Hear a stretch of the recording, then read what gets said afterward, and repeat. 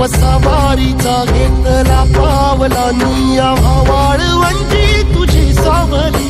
गळा भेट घेण्या भीमेची निघाली तुझ्या नाम घोषात इंद्रायणी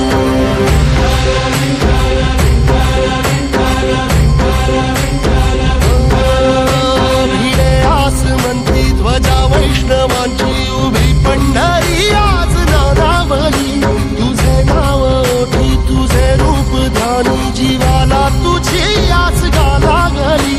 जरी बाप साऱ्या जगाचा परी